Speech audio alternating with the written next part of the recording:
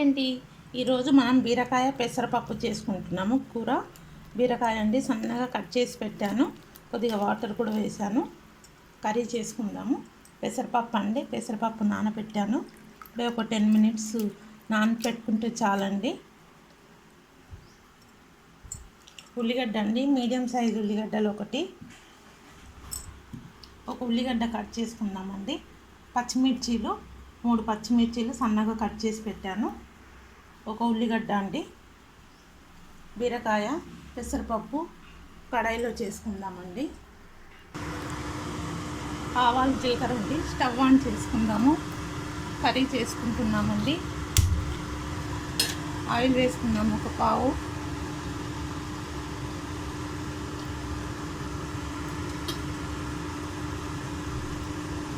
కొంచెం వేస్తున్నానండి.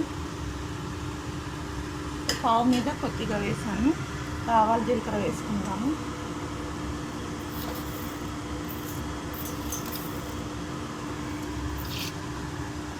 ఆవాలండి, జీలకర్ర ఈ చిటపట్టలాడాక ఉల్లిగడ్డలు వేసుకుందామండి. కట్ చేశానండి. ఒక ఆనియన్ మీడియం సైజు ఆనియన్ వేసుకున్నామండి.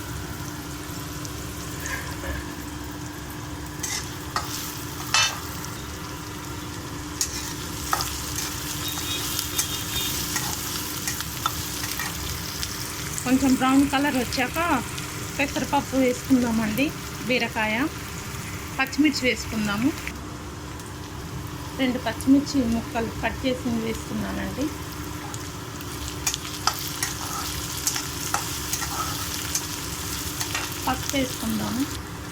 పసుపు వేసుకుందామండి.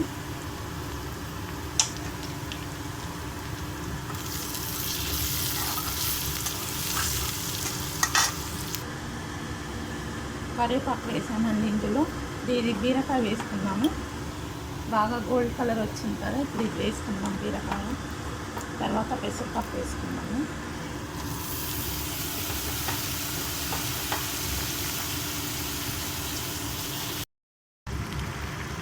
పెసరపప్పు కూడా వేసేద్దామండి. ఇందులోనే కట్ వేసుకున్నాం కదా, ఇప్పుడు వేసుకున్నాము ఇందులోనే.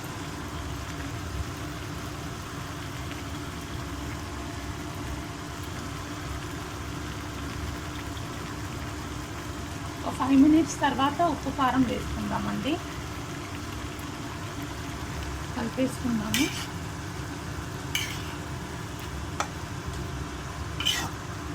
మూత పెట్టుకుందామండి. ఒక 5 మినిట్స్ తర్వాత ఉప్పు కారం వేసుకుందాము. చూద్దామండి. బీరకాయ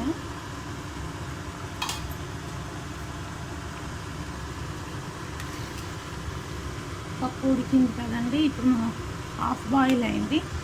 ఇప్పుడు ఉప్పు కారం వేసుకుందాము. ఇందాక మిర్చీస్ వేసాం కదండి, 2 మిర్చీస్, హాఫ్ స్పూన్ కారం అండి. రుచికి సరిపడా సాల్ట్ అండి. కలిపేసుకుందాము.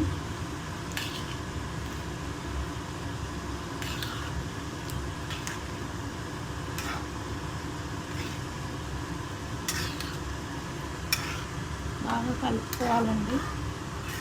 మూత పెట్టుకుందాము.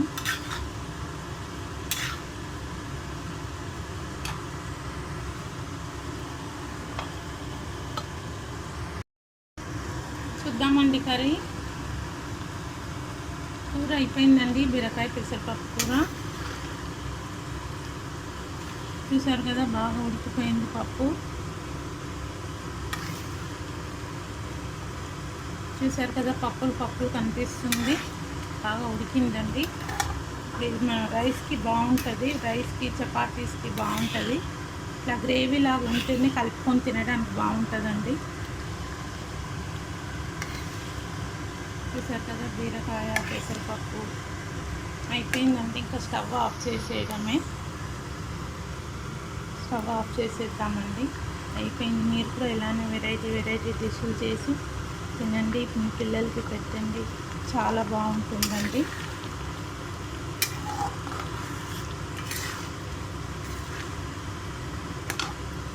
Thank you.